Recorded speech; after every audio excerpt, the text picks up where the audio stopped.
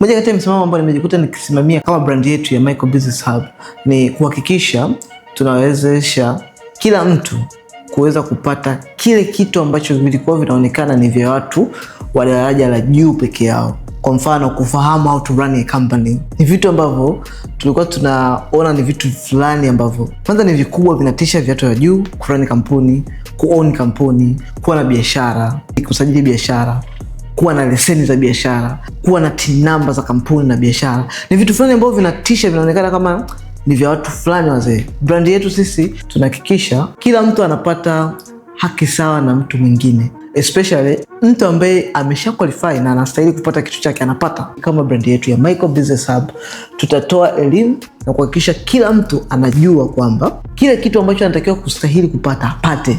Everything, kama ni kurun kampuni, kumiliki kampuni, mabiashara, manini, you deserve it, you take it. Kwa mfano, mtu tayari una cash flow ya milioni 5 kuendelea, kwa nini usimiliki kampuni?